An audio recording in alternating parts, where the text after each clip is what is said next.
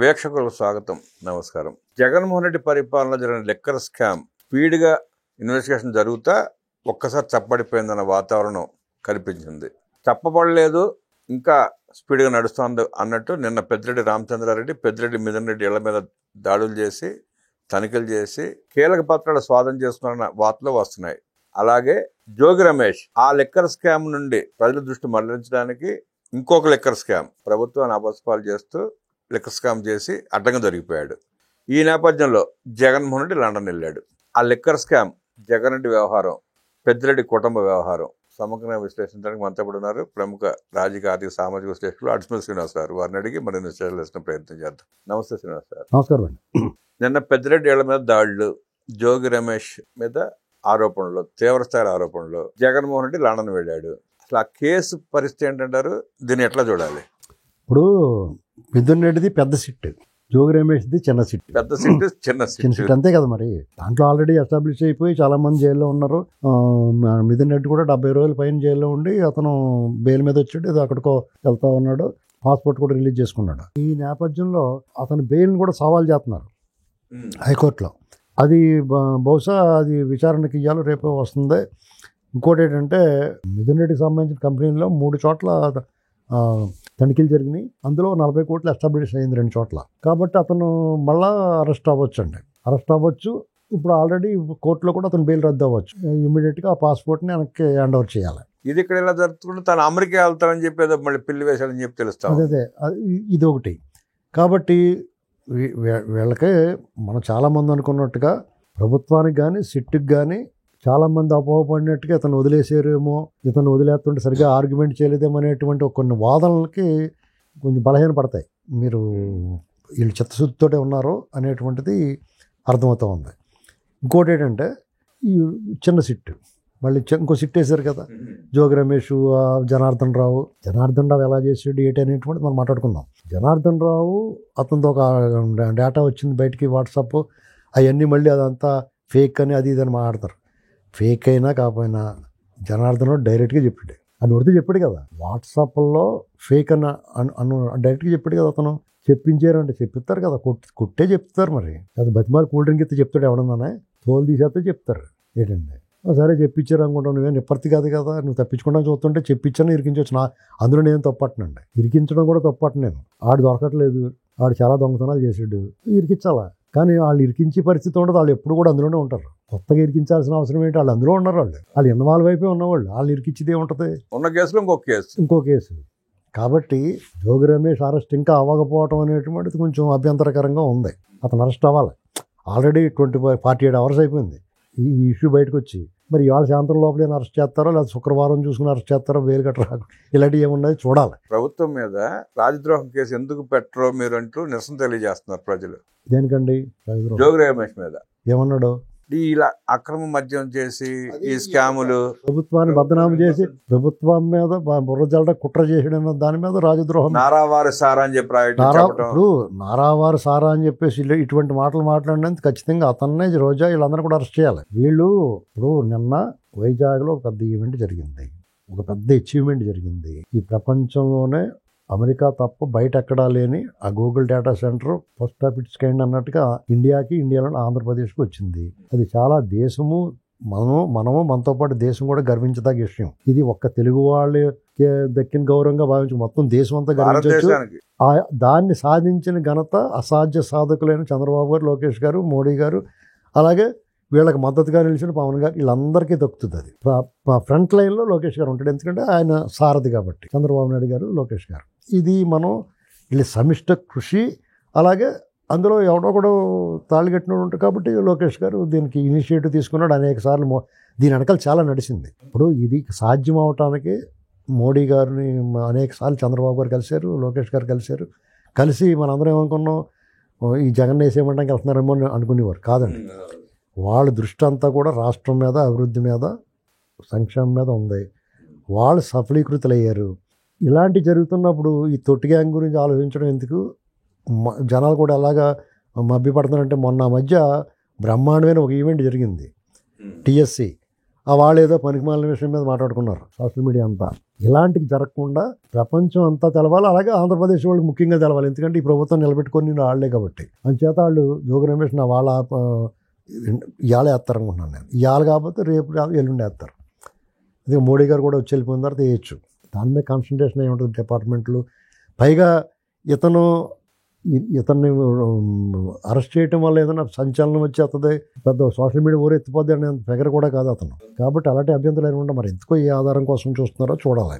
ఇక్కడ ఆంధ్రప్రదేశ్లో లిక్కర్ స్కామ్లో మళ్ళా మిథున్ రెడ్డి అరెస్ట్ అవుతాం ఖాయమండి. ఇప్పుడు జరుగుతున్న పరిణామాలు చూస్తుంటే అతని ఇంటికి ఇప్పుడు ఒకవేళ నిజంగా అతను వదిలేద్దాం అనుకున్నారు అనుకున్నాడు. అంటే మన అందరూ చాలామంది వాళ్ళ మీద ఆరోపించినట్టుగా వదిలేద్దాం అనుకుంటే హైకోర్టుకి వెళ్ళరు ఇతను బెయిల్ రద్దు చేయమని. 1. 2, ఇతని ఇంట్లో మళ్ళీ తనిఖీలు చేయరు, అది సోదాలు అనేటువంటివి నిర్వహించరు, వదిలేయండి అన్నట్టుగా. కానీ అవన్నీ చేశారంటే సీన్ రివర్స్ అయింది అతనికి. అతను వెళ్ళటాన్ని ఆపటం జరుగుద్ది, తిరిగి అతను అరెస్ట్ చేయడం కూడా జరుగుద్ది, బెయిల్ రద్దు కూడా అవుద్దని నేను అనుకుంటున్నాను. ఇది గ్యారంటీగా జరుగుద్ది. పరిణామ క్రమంలో జగన్మోహన్ రెడ్డి లండన్ వెళ్ళాడండి. ఇక్కడ ఎంత సీరియస్ సిచ్యువేషన్ ఉంటే ఇక్కడ సాల్వ్ చేసుకునే ప్రయత్నం చేయకుండా, ఇక్కడ సమాధానం చెప్పకుండా లండన్ వెళ్ళటానికి గల కారణాలు ఏంటంటే అతను లండన్ పిల్లల్ని చూడటానికి దేనికి వెళ్ళి ఉంటాడో, స్వామి కార్యం స్వకార్యం అన్నట్టుగా అప్పుడు పిల్లల్ని చూసినట్టు ఉంటుంది. అక్కడ ఇక్కడి నుంచి పట్టుకెళ్ళి అన్ని సర్దుకోవడం, మొత్తం ఒక అరేంజ్మెంట్ చేసుకుంటాడు. నా లెక్క ప్రకారం నేను చాలాసార్లు చెప్పాను, చాలా చోట్ల చెప్పాను నేను. ఎవరో దాన్ని పెద్ద అంగీకరించట్లేదు, కానీ 50-50 ఛాన్సెస్ ఉన్నాయి అతను రాకుండా ఆగిపోవడానికి. మొత్తం రావచ్చు, లేదా మానేయచ్చు. బొమ్మ బొరుసలాగా 50-50. అంటే ఈ కేసు ఎట్టాక ఫైనల్ స్టేజ్కి వచ్చింది, అరెస్ట్ కాక తప్పదని ఉద్దేశంతో రాకపోయినా రాకపోవచ్చు అంటారా? అంటే రాకపోవడానికి ఒక లాజికల్ రీజన్ ఉండాలి కదా. అంటే పెద్ద సిట్టు దర్యాప్తు ఒక్క అడుగు దూరంలో ఆగింది. దానికి తోడు మిథున్ రెడ్డి మీద మళ్ళీ సోదాలో 40 కోట్లు దొరకడం, అతను బెయిల్ మళ్ళీ ఇప్పుడు ఇచ్చిన బెయిల్ రద్దు అవ్వటం, తిరిగి అతను అరెస్ట్ అవ్వటం, ఇది జరిగితే కానీ ఖచ్చితంగా రావడండి. అర్థమైందా మీకు? ఆ వాతావరణం అలా కనిపిస్తుంది అతను రాకుండా ఉండడానికి. ఎందుకంటే అతను వచ్చాడు అనుకోండి, ఏముందని వస్తాడు ఇక్కడ. ఇప్పుడు తల్లి చెల్లి అతనికి ఇప్పుడు ఎవరన్నా మన సొంత ఊరికి వెళ్ళాలంటే, ఎప్పుడైనా చుట్టం చూపుకి వెళ్ళటం వేరుని, మనం అక్కడ ఉండడానికి వెళ్ళాలంటే ఏముండాలి? మనకి ఇల్లు ఉండాలి, వాకులు ఉండాలి, మన బంధువులు ఉండాలి, తల్లి చెల్లి మన రక్త సంబంధికులు ఉంటే వాళ్ళ కోసం వెళ్తాం. ఈయనకి ఎవరున్నారు? తల్లి లేదు, చెల్లి దూరం అయిపోయారు. తండ్రి లేడు, అలాగే పోయాడు. తండ్రి పోతేనే ఇతను లైన్లోకి వచ్చాడు. తండ్రిని కూడా ఈయనే పంపించాడు దగ్గర ఉండి. ఏంటండి బయట ఉన్నారు. ఆడు చిన్నాన్న కూతురు కూడా ఇతనికి వ్యతిరేకంగానే ఉంది. రేపు మాప అవినాష్ రెడ్డి జైల్లో పోతాడు. ఆల్రెడీ కేసులు కట్టేసి ఉన్నాయి. వీడికి ఎలక్షన్ చేసి వాళ్ళంతా అక్కడున్న ప్రజలు కూడా ఈ కాంట్రాక్టర్ వాళ్ళు డబ్బులు కమిషన్లు తీసుకున్న మా పరిస్థితి ఏంటని అడుగుతున్నారు. అంటే ఒక రకంగా అతనికి ఎదురుగాలి కంప్లీట్గా. అంటే ఈ ప్రయాణం ఎంతవరకు ఎందాక ఎలాగ చేయాలి, సుడిగాలిలో ప్రయాణం అన్నట్టుగా ఉంది అతనికి. పోనీ రేపో మాపు ఇప్పుడు కాకపోతే మళ్ళీ వద్దామంటూ కనుచూపు మేరలో ఆశ కనపట్ల. ఎలాగ కింద మీద పెట్టి ఎలా చేసుకున్నా శ్రీకాకుళం నుంచి నెల్లూరు దాకా ఈ 2 పార్టీల మధ్య ఉన్న వ్యత్యాసం 26% అండి ఓటింగ్. ఆయన 39% వచ్చింది అంటున్నాడు, కానీ ఆ 4 జిల్లాలు ఇడిచిపెడితే అందులో అనంతపురం కూడా లేదు. మళ్ళీ 3 జిల్లాలు కొంచెం అధికంగా వచ్చినాయి, అయినా ఓటమి తప్పలేదు అతనికి. నెల్లూరు నుంచి శ్రీకాకుళం దాకా అంటే 9 జిల్లాల్లో ఈ కూటమికి జగన్కి మధ్య వ్యత్యాసం 26% అండి. ఇతను ఎన్ని పిల్లి మొగ్గలు చేసి, ఎన్ని ఉద్యమాలు చేసి, ఎంత వీరంగమాడి, ఎంత గరగాట ఆడినా ఒక 5-6% మారద్దు అంతే. ఒక 6%, 7% అటు ఇటు మారింది అనుకోండి, అయినా 10% వ్యత్యాసం. కాబట్టి వాళ్ళని ఈ కూటమి ప్రభుత్వాన్ని ఇతను కదల్చలేడు. అటువంటప్పుడు మళ్ళీ అధికారంలో వచ్చే అవకాశం లేనప్పుడు, ఇక్కడ ఉంటే తిరిగి ఈ కేసులన్నీ మీద పడిపోతున్నప్పుడు, ఒక్క అడుగు దూరంలో సిట్ ఉన్నప్పుడు వాళ్ళు తీసుకెళ్ళి లోపలేసారనుకోండి, పాత కేసులన్నీ రద్దయిపోతాయి. బెయిళ్ళన్నీ బెయిళ్ళన్నీ రద్దయిపోతే అతను విచారణకి వెళ్ళాలి. అది సుదీర్ఘంగా సాగుద్ది. ఈ లోపల సిట్ కేసు, దీనికి విచారణకి వెళ్ళాలి. ఇది కాకుండా ప్రతిరోజు 100 తప్పులు చేయండి కదా. ఇతను ఎప్పుడైతే మిఠాయి పొట్టల్లో దొరికాడో ఆ కేసులన్నీ పెడతారు. బయటకు వస్తాయి, అన్నీ పాత కొత్త అన్నీ వస్తాయి. ఎన్నాటికి పోలీస్ స్టేషన్ల చుట్టూ తిరుగుతా, కోర్టుల చుట్టూ తిరుగుతా, తిరగలేక పోలీసు వాళ్ళు ఏమండి జడ్జి గారండి అతను జైల్లోనే ఉంటాడు, అక్కడి నుంచే మీరు మాట్లాడిన బాబు అని చెప్పి పరిస్థితి వస్తుంది. దానికోసం అతను శిక్ష పడకుండానే జీవిత కారాగారం అనుభవించాలి అతను జీవితకాలం. ఆ మాత్రానికి ఇక్కడికి వచ్చి సుఖాన్ని ఉన్న ప్రాణం దుఃఖాన్ని పెట్టుకుంటాడా? అదే అక్కడ ఉండడం కొండ. ఆల్రెడీ అతను అంతకుముందు అక్రమాస్తుల కేసులో 43,000 కోట్లు సీజ్ అయి ఉంది. అది మెతా డబ్బు ఎప్పుడో తోసిస్తుంటాడు, అక్కడ బంగారు రూపంలో తోస్తాడు. అక్కడ వ్యాపార సంస్థలు పెట్టే డోలా కంపెనీలు, అలా ఇక్కడ మైన్స్ ఉన్నాయి.